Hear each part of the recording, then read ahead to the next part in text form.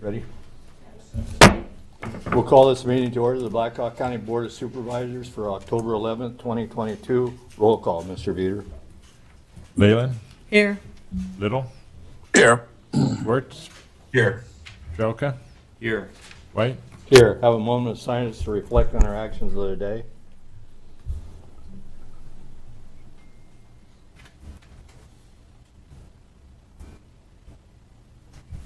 Please join me in the Pledge of Allegiance. Pledge allegiance to the flag of the United States of America and to the republic for which it stands, one nation, under God, indivisible, with liberty and justice for all. Have the agenda received as proposed or as amended? So moved. Second. Moved and seconded. Any discussion? Hearing none, all in favor, aye. Aye. Aye. Opposed, motion carried. Public comments. Come to the podium and give your name and address, please, ma'am. My name is Julie Johnson. My address is 1651 Cornwall Avenue here in Waterloo. I come to you today to speak about the hazardous carbon dioxide pipelines, specifically Navigator, CO2 Ventures, and Summit Solutions. I don't know if either of these companies have spoken with the Board of Supervisors about their plans. Currently, they do not have plans to put their pipelines or to apply to put their pipelines through Blackhawk County. However, Blackhawk County is the hazmat region for several counties that would be impacted by these pipelines if they are allowed to go through. What that means is that the hazmat team from Blackhawk County, when there would be a pipeline rupture, would have to go to the scene and deem it safe before local law enforcement or EMS teams could go in to try to rescue or help anybody. The problem with these hazardous CO2 pipelines is that they are hazardous.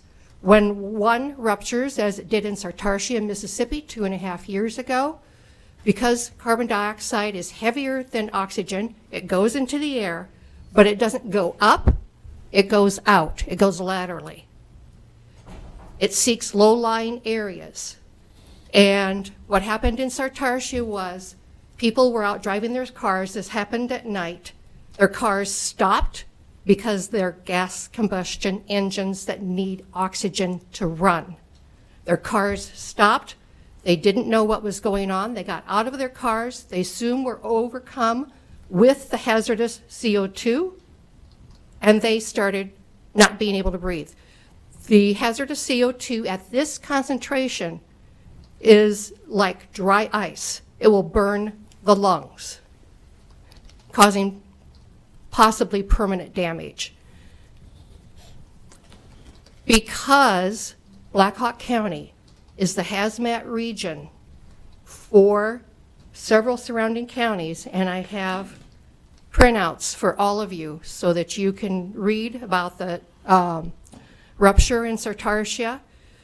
I urge the supervisors to investigate what you would need to do. If these companies have not talked to you, they are hoping they don't have to. Because what the county hazmat team would need to do is buy electric vehicles so that the electric vehicles could get to the regions so that they could intervene on behalf of the affected community. Several of the surrounding counties have entered objections on the Iowa Utilities Board website, official objections to these pipelines. And even though the pipelines currently are not scheduled to go through Blackhawk County, I urge the Board of Supervisors to also issue an objection. In my handouts, I also have samples of what some of the surrounding counties have submitted. This is a very serious issue. There has not been much press about it. And when there is press, unfortunately, they mislead the public by making it sound like it's a done deal. that the pipelines have received permission to build their pipelines. They have not. Navigator hasn't even applied yet to have its permit approved by the Iowa Utilities Board. So I urge the board to be aware and to investigate, to read the materials that I have for you, and to contact me if you have any questions. I have my complete contact information along with the handouts. Thank you. Thank you very much. Appreciate it. Thank you. You can give those to Grant or to Mr. Triner. Thank you. Any other public comments from the online people? Hearing none, we'll move on to claims and payments. Grant? Total for the week is $612,701. Includes major expenses of $25,000 from the Attorney's Office to Unity Point Allen Hospital for Child Protection Center, and Juvenile Court Services to the State of Iowa, $189,631 for the Indigent Defense Fund. Everything appears to be in order. Thank you, Grant. Motion to approve? Second. Moved and seconded. Any discussion? Hearing none, this is the resolution. Please answer as your name is called. Leyland, Yes. Little, Yes. Schwartz, Yes. Trelka, Yes. White. Yes, resolution adopted. Next is to receive project updates from department heads and elected officials. Good morning, Kathy. Good morning, Board. Kathy Nicholas, County Engineer. Just an update on our Lincoln Road Bridge project. Beams, the final beams were set yesterday. We got delayed a little bit last week just due to the long haul out to Lincoln Road. The two beams outside beams were set yesterday, and I believe the closure pour is taking place today. And then there will just be some grading and installing the guardrail, and we're hoping to have the road reopened by the middle of next week, which will help with the harvest and the farmers in that area of the county. I'll try to get some pictures together in the next couple weeks to give you a preview of that. And then we are continuing to do ditch cleanouts and then reseeding at those locations throughout the county. Can I answer any questions at this time? Thank you. Thank you, Kathy. Thank you. Morning, Amanda.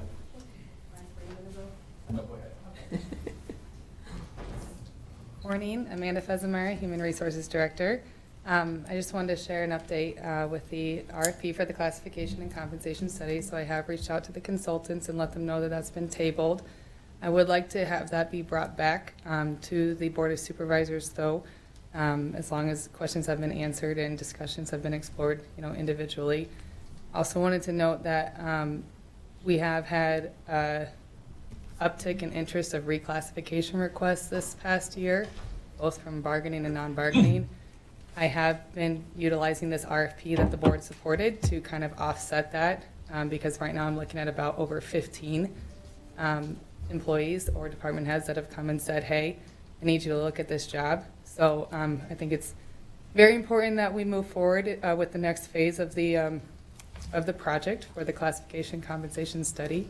And just want to make you aware that if we don't do that, the RFP with the consultant, we probably need to have a discussion with the board about how to handle all these reclass requests, because I do see it kind of being a domino effect, and something that we'll want to be prepared for going into the next budget. So, okay. That's great. Thank you, Amanda. You mentioned the questions you had some to be answered, but do you have those by next week, you think? Yeah, Amanda and I have been communicating. Oh, okay, so we can. In regards to the reclassifications on the bargaining units, should that be taken care of during negotiations rather than outside the contract? So reclassification requests in alignment with our policy can be done. It's not really a negotiation topic unless it becomes a new classification, one that the unit hasn't agreed to. But say you've got an office specialist that believes they're doing work of a account specialist, then they can submit that request for HR to do the evaluation and to determine if their job has changed to the level of a higher pay grade in the union. So, but yes, if it's a new classification, one that we don't currently have established, that's something that would occur more during negotiations. I've had that come up with, for example, our recorder's office. Sandy's brought up to me a few times about the passport specialist being, that is a new classification, so that would be something we need to go, the union would actually have to vote on. But again, someone just saying, hey, I do higher level work, or my job's changed over the past 30 years to where I think I'm at this level, we're able to do that outside of negotiations. It just becomes budgeting for the department and for us to, to understand and recommend should that reclass occur or not. And You then- indicated you have 15 requests. Could you send a list of that to the board? Yep. And the respective departments, they'll be just like the positions in the departments, the ones that have asked us to look into it. So we did just complete one in the attorney's office recently. And we've been asked, we have a bit of a backlog between the auditor's office, sheriff's office, public health. I've had some discussions with even in the treasurer's office about some of those roles. And then I have pointed out to you when we did the finance director that we have another department head, the building maintenance one, that I think needs to be revisited. So. and Didn't then- we, a couple of years ago, address a lot of the done bargaining ones that we readjusted the salaries? So you did equity increases. I think they started in 2016 or 17 when Audra Heineman was the director at the time. And there was 3 years of equity increases because non-bargaining wasn't receiving merit increases, and no non-bargaining was moving within their pay scale. So you did take into account that as new applicants came in, new hires, they were negotiating for higher wages, making more than somebody in non-bargaining similar role that had been doing the job for 20 years. So those were all equity adjustments. They weren't reclassifications or market adjustments, which is what I'm trying to focus on this go around with this comp study. So basically what you're telling the board is we're below market value as far as employees' wages? I've been saying that for a while. I've done several of these. I haven't really found one. I know we look at different levels in the budgeting, but yes, I would say we typically have always lagged about 10%, if not more. It's not going to be that for every single position. There's going to be some positions that are closer to the market. I don't know that I have any position that pays above the market, though. And that's what the comp study, they'll look at all of the positions and across the entire county and say the county is either aligned to the market, which is your 5% above or below market average, or you're misaligned, which would be closer to like 10% or more, either above or below. And that will give you guys a good idea to even possibly just make a one-time adjustment. Or it depends on what the county can afford Yep, absolutely. It definitely depends on. in regards to raising taxes to pay for these increases. Or, there's some sure ways to implement. A lot of these consultants, they do these across counties, schools, cities, across our state or the Midwest and the nation. They often give several options to phase things in over time or to do it in one lump sum. Rita and I talked about at ISAC, Story County, when they did their market study, they decided to pay 105% to the market, and they just did one large lump sum and kind of got it over with. But you certainly, depending on the county's financial stability and what that impact is on taxes, could phase that in. It doesn't have to be a huge, significant, spike, I guess. But we got to get the study done to understand, where we sit and what the board, where the board wants to be competitiveness-wise. So. Yeah, I don't disagree with taking a look at these classifications. Actually, we've done it for the last 19, 20 years that I've been here, so this isn't nothing unique. The only concern I have is all of it's going to result in a spending of monies. That's why we're only 3 months off from the budget. I still say this is an area that should be discussed at budget time. That's the way we used to handle it a few years ago. And now we're kind of drifting all throughout the fiscal year of coming up with this stuff. So though I support visiting this in the future. I think with budgets only being off 3 months from now, that we should make it a topic and go from there. That way the county knows where they stand in regards of setting the levy for the next fiscal year. And one thing I do just want to point out, the unions are set for the next year and a half, and this study would encompass them, but the bulk of our workforce here is the bargained workforce. So any adjustment that would be made without breaking contracts, it's going to be about 50 non-bargaining if they all get adjusted. Some non-bargaining may be okay. Some of these jobs, you know, we have evaluated more recently, and we have tried to incorporate market data, like, for example, the finance director. I don't anticipate that one being a huge adjustment. You know, some of our IT ones might need some tweaking, but then we have some like our payroll specialists that haven't been looked at in 15 years and are 6 pay grades below the HR specialists. So, you know, this time to do it, it could be kind of broken out between the non-bargaining and the bargaining, because we do have some time on our hands with the bargaining with the contracts as they stand today through June 30th of 2024. But I appreciate the positive feedback, Supervisor Little, because I do think it's an important thing to look at for the future of the county and the workforce. And like I said, you know, I just want to be upfront about the reclass. I can't tell an employee to not submit a reclass request, and I understand why they're doing it. But we definitely want to try and, you know, figure out a plan going forward. So. And we are. I Yeah. guess, Tom, to I honor agree. your request about budget, I think we're trying to get some of this information when we did this timely and asking them to please respond as soon as possible. So we'd have that information at budget time. So whether or not we could do it or wanted to do it, we would have the information. So we're trying to get that done. But it costs money, Linda, money that's not budgeted. To do this, Yes, to Yeah. do this, it costs money to do it. well, that's 70,000 may be applied towards a reclassification on 2, 3, 4, 5, 6 jobs. You know, Otherwise, I mean, we had a settlement on non-bargaining, and I don't know if they're part of this list that she's got now. A few years ago, I think it was $120,000 or $149,000. We readjusted some of the non-bargaining. And again, I'm not opposed to any of this, but as a county supervisor, it's my job to figure out where's the money going to come from.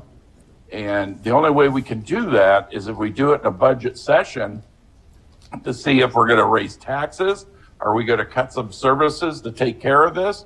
Or we're just going to keep drawing out the reserves until there's no reserves. And so that's my concern. I appreciate the HR director.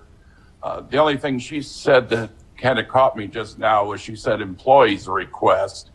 I wouldn't think employees should be requesting. I think it should be coming from their department head That's or it. the elected official of that. You said employees are requesting it to you. So I can talk about that. Employees under our policy, that's what the process has been. A department head always reviews what they're putting out there and they provide their feedback, whether it's an alignment that yes, they agree this is the work that they're doing now, or no, it's not.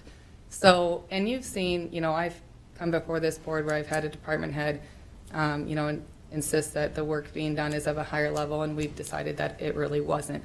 But at any time, the way that our process currently works and has worked, and the way the policy allows for, is that yes, employees, I always tell employees that you need to talk with your manager, you need to talk with your department head, because ultimately they are also going to be reviewing this to make sure it's accurate, that it reflects the type of work that you're doing. And they do. They usually go to their manager and their department head and they said, yes, I'd like HR to look at this. We've talked about this in their performance evaluations. They brought it up to me, and we go from there. You know, and I think the budgeting aspect, you know, it was supposed to be in the ARPA lost revenue, which didn't have any restrictions, to my knowledge, for what that funding could be spent on. It was supposed to be phase 2. It somehow didn't transition over to that approval. But, you know, in talking with the departments, my hope is that we can figure out some kind of compromise to at least, you know, work towards getting this study done as it was approved back in August. So But I'll just kind of, again, I hope to bring it back next week and to go from there. And we'll continue that way. All right? Thank you. Thank you. Thank you. Thank you. Morning, Mike. Good morning, Board. Mike Hendrickson, Director, County Conservation. Just a couple of things I want to mention. Fall is big fundraising time for County Conservation. We've just recently finished up all of our Halloween in the parks, little programs that we do. They were all superbly attended. Campgrounds were packed. Kids having fun everywhere. We finished up last weekend in Black Hawk Park. Park was completely full of people. Huge weekend. It was a lot of fun. Upcoming events. The next big fundraiser for us is Under the Harvest Moon. It will be held at Hartman Reserve Nature Center. It will be on October the 28th. It's always a fun evening. We have some great auction items, live auction, as well as silent auction items. We have raffle items to be given away. Food will be great. And so it's always a wonderful evening. We exchange a lot of information, and it's a big night for us. So again, that's October the 28th. That's on a Friday. It's coming up. Tickets are available online. You can go to blackhawkcountyparks.com and purchase tickets, or you can call our office. We'll work your way through it. And we still have plenty of tickets available. So we would like to fill the Nature Center for that night. And then lastly, the Holiday Light Show is on our docket again, and we're getting ready for that. November the 12th, we will close down Hickory Hills Park, and we will start building. And the first weekend will be that we operate will be December. The first weekend in December, we will run every Friday, Saturday, and Sunday through December, and we will include Christmas Eve. We will be open on Christmas Eve. So that has been well attended in the first couple of years. I'm sure it will be again. We've got a few new things to add. Also, we have spots available. So if you know any organizations or businesses or just a family that would like to decorate one of our campsite areas, we have a few left. Call our office. We'll get them set up for that. It's always a fun event for an organization or a business, and we would like to get those all filled up and again, so call our office. We'll have those ready to go. Any questions at all? Thank you very much, Mike. Thank you. Thanks, Mike. I happened to be out at Big Woods the night you had that trick or treat or whatever out Yeah. there. I said there's loads of kids and had a great time, but it looked like the campers were really enjoying it too. It was They kind of do. into They it. do. They get into it. They decorate the campers and everything else. And Black Hawk was just a sea of kids trick-or-treating Saturday afternoon. So it's always fun. Great day. Yeah, that's the first I'd seen it. Thanks. Anyone else? Anyone online? Department heads, elected officials? Hearing none, minutes approved for October 4th, 2022. Second. Moved and seconded. Any discussion? All in favor, aye. Aye. Opposed, motion carried. Consent agenda by resolution. So moved. Second. Moved and seconded. Any discussion on any of the items? Hearing none, this resolution, please answer as your name is called. Little, Yes. Schwartz, Yes. Jelka, Yes. Leyland, Yes. White. Yes, resolution adopted. Other business, this is a resolution that the suspension requested by Angela Talaska on taxes owed for 22-23 installments in the amount of $844 be approved pursuant to 427.8 of the Code of Iowa as recommended by County Treasurer, be authorized and directed to adjust her records accordingly. So moved. Second. Moved and seconded. Any discussion on this item? Hearing none, this is a resolution. Please answer as your name is called. Schwartz, Yes. Jelka, Yes. Leyland, Yes. Little, Yes. White. Yes, resolution adopted. Next is a motion to direct the county auditor to advertise for a public hearing to be held at 9:05 Tuesday, October 25th, Boardroom 201, Blackhawk County Courthouse, on the proposed ordinance number 77-272 from a request submitted by Dorothy Henley at 7880 West 27th Street to rezone 1.5 acres from A Agricultural District to AR Agricultural Residential District in order to split off a 2005 home that was built on 35 acres after the 15-year waiting period. So moved. Second. Moved and seconded. Any discussion? Hearing none, all in favor, aye. Aye. Aye. Opposed? Motion carried. Next, a resolution to approve the purchase of computer equipment for the engineer's office with an estimated cost of $11,000 to be paid with ARP money. So moved. So moved. Second. Moved and seconded. Hello, Board. Morning. LU IT Director. This is for the acquisition of 7 computers for the engineer department. We worked with them on this questionnaire, and the laptops will be, they'll have 5G antennas, so they are for field work. Can I answer any questions?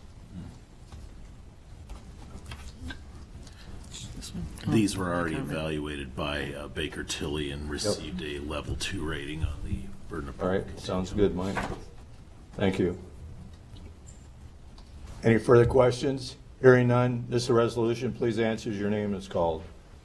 Trelka, Yes. Leyland, Yes. Little, Yes. Schwartz, Yes. White, Yes, resolution adopted.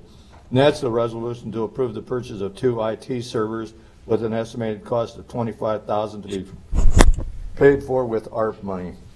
So Craig? moved. Second. Craig, this is the one I talked to the chairman of the ARP committee yesterday. Yeah. And, he said that hasn't been through that committee yet, and it shouldn't have been put on the agenda. Not for the purchase. Yeah, it should be on the agenda, but only in order to authorize the committee to evaluate this. Oh, okay. request. Okay, I misunderstood you yesterday. Like to proceed through the process then. Yep. Is really what we need. But not to authorize the purchase. No. So. Okay, so reworded. To send to the committee for review. Okay. With that correction, Yeah. this resolution, please answer as your name is called. Leyland, Yes. Little, Yes. Schwartz, Yes. Trelka, Yes. White, Yes, resolution adopted. Next is discussion, possible board action to the purchase of an additional new vehicles to be utilized by the health department to be paid for with ARP money. So I guess we need an update on where we are with those purchases, right? Right, we purchased 3, correct? Currently, my understanding is we've purchased 2 or 3 for a total of about $50,000. I want to say just under that. A total of $500,000 was authorized for this. The question, as I understand it, was whether, at the time, I think the perception was that these vehicle purchases would be allowed under an expense category for public health. My understanding after review had taken place earlier is that those have now been coded under lost revenue, which would mean that they were not approved, or at least were not considered likely for approval under an expense category. As a result, my understanding as to why this was placed on the agenda today was for discussion as to whether we would continue with purchasing additional vehicles under the original $500,000 authorization, or whether that authorization would be reconsidered. I just speak for myself, I guess, on that I'd like it to be reconsidered just because I'd like more information going forward. I'm not sure how many vehicles we talked about before at 500,000. I'm guessing maybe 10. But I think they proceeded thinking phase 1 and phase 2 were already approved and they could do that. But I guess I'd like I agree. stop that. Yeah. Currently, anyway. Yeah. Not that we won't proceed, but till we have more I'd like to discussion. see some accountability out there on the vehicles, yeah, Because the rules have evolved. yeah. So send that back to the ARP committee for further review. Yeah, if, I think what would have to be done at this point, that my understanding was not done earlier, because that was prior to having a consultant on board and having a kind of a review procedure set up, is I think that those would now need to be reduced to a questionnaire that would be sent to the consultant, and then we would take further action upon review of it after we get that back from them. That'd be good, because that would That sounds good specify to the me. number and Yeah. everything too of what they're looking at. Yep. We give it that. Okay, Whatever's necessary, Michael. thank you. All right, Thank you. thanks. So, do we want to put an okay on this, or discussion, or is that just move on, since it's going back to committee? Well, I think, and we do have to double check, and I don't know if that becomes the committee's role, or until we have a finance director or something, I guess, too, to make sure that others haven't been ordered, and see what's in the process or where that process is. We'll follow up as to where that process is, and we're in the process of, in fact, creating a communication where we're following up with every department as to various things that have been listed on the ARPA ledger. Okay, thanks. Sounds Thank you, great. Mike. Thank you. Next is discussion, possible board action, the completion of an evidence intake facility to be paid for with ARP monies. Well, this is another one of those where the rules have evolved. I mean, initially, we thought we were gonna have these big plans for the courthouse. Right. And that all fell apart practically overnight. Money was being expended already. I had questions, so I sat down with Mark Herbst and Nate Neff yesterday, and they answered all of my questions. I had concerns about operating costs in regard to this facility, and will there be additional personnel? And it doesn't look like there will not be additional personnel. The operating cost will be the electricity, in essence, on the building. What I had forgotten is that the Gaming Association had agreed to pony up some money as well for this. So, Do we know how much? Just curious. I can't remember. 200,000 or 300,000?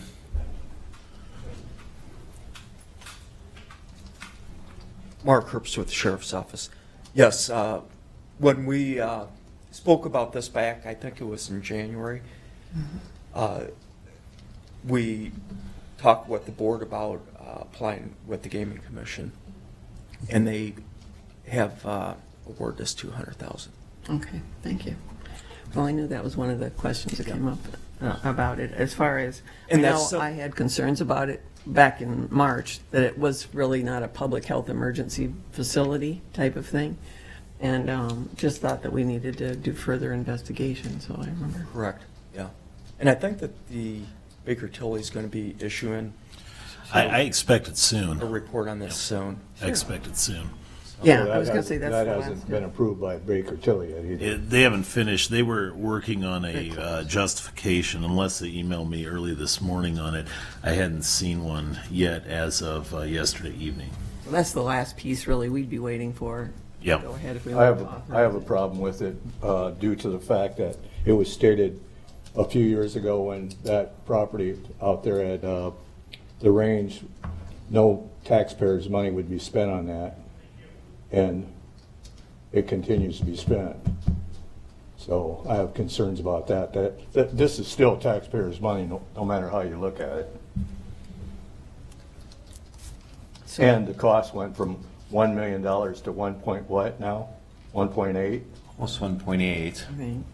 Right. Craig, I think that when this came before the board back in January, Right. I think that the sheriff had it approved, or the board approved it for 1.5. 5, yeah. Along with that was our commitment that we were going to approve, or go through gaming to see if they would give us some money to help match the ARP money that would be invested. We did that. We were awarded $200,000.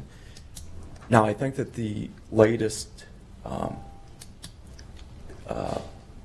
it's currently at 1.779. Is that correct, Mike? I would have to look at it again. I don't recall. It's right about that. I had that 1.8 figure in my mind. I know that. Yeah. So, but we have, that was from Shive Hatterley when they were doing comparisons for Baker Tilly because of the hurdles that Baker Tilly will need in order to give a recommendation on, number one, feasibility, number two, meeting the standards as set by the final rules from ARP.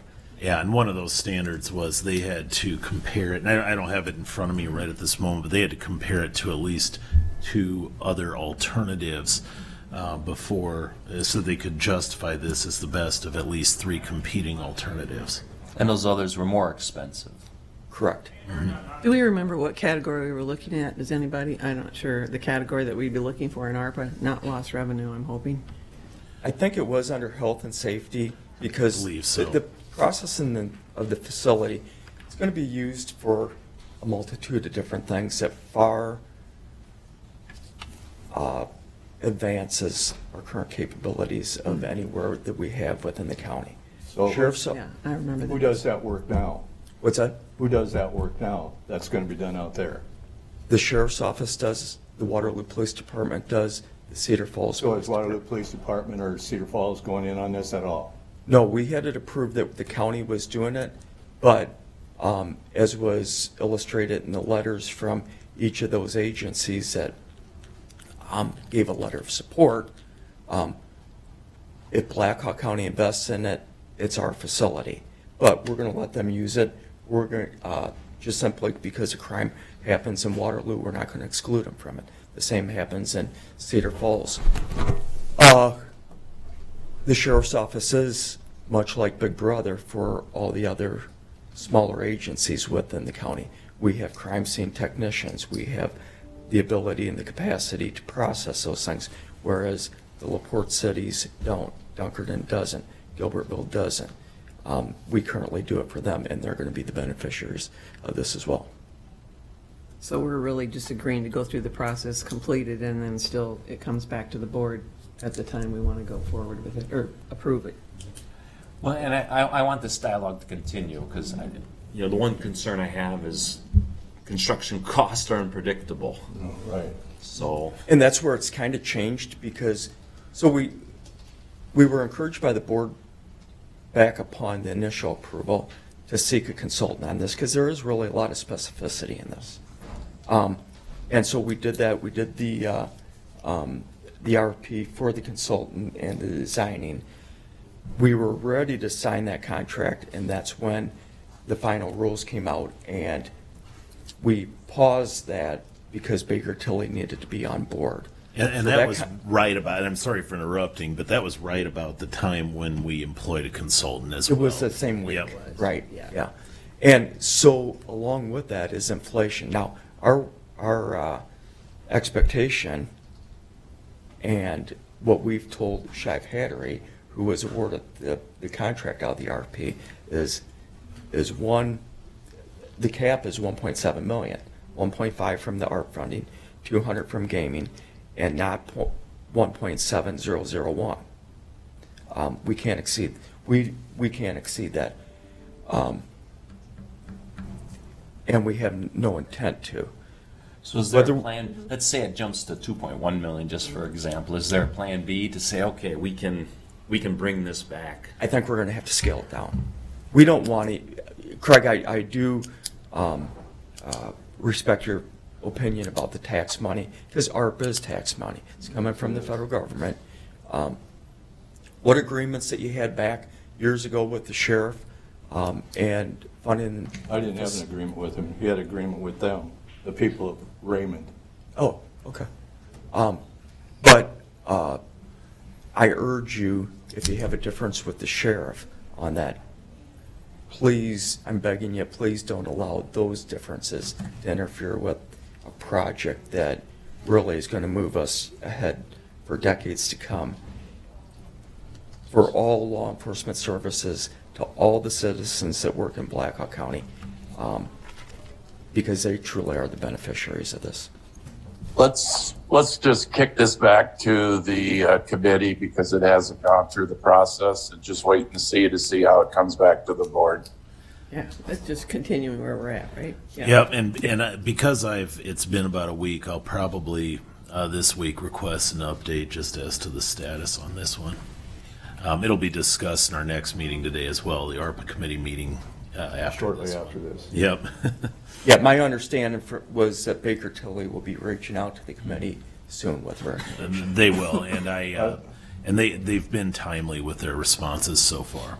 All right, sounds good. I kind of got the impression from what I've been hearing over the last month or so from that area that it'll probably come back on the rankings a high 10 or an 8 for approval. So we'll wait and see what they have to say about it when it gets ranked, but I think it's going to be very high.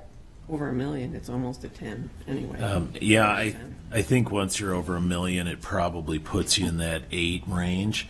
The question at that point is whether it's clearly enumerated under the rule, and that's the big question here. Recall that a burden of proof just indicates how many boxes have to be checked, so to speak, in order for the project to qualify.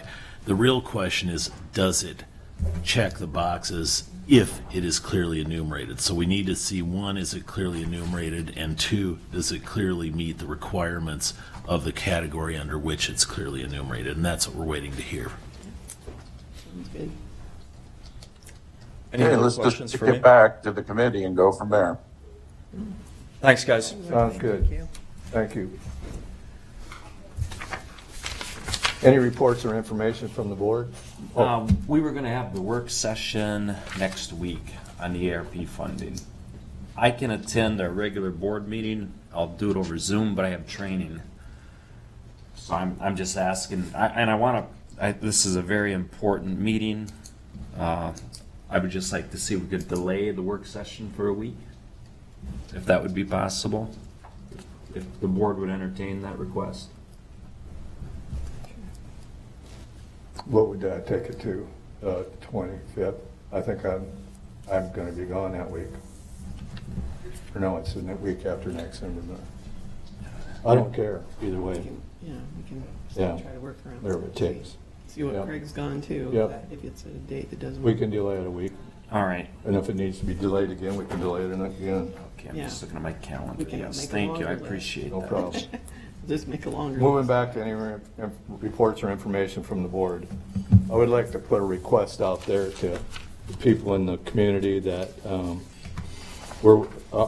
AMVET Post in Evansdale is working with the people of, with the membership and with another organization, and there's 50 veterans down in Marshalltown that need all sorts of things. They have no significant others, no families or whatever, so we're trying to get them stuff for Christmas. I know there's people in the area too, but supposedly all 50 of these people are Black Hawk County residents, so we're doing our best. We had another short meeting last night out at the AMVETS, and we're making headway. We've got the other organization, I'll leave unnamed for right now, but they're coming up with some monies to help us buy stuff that they need, and unfortunately, apparently some of these people don't wear a size 2X or 3X or larger because they've been bedridden for so long that they need bigger pieces of clothing. So we're looking for donations or whatever to help out with the situation, and it can be sent to the post out in Evansdale, dropped off at the post, or dropped off here at the courthouse, and I'll take it out to the post for you. With that, I'll entertain a motion for adjournment. So moved. Second. All in favor, aye? Aye. Opposed? Aye. Motion carried. We are adjourned. Thank you.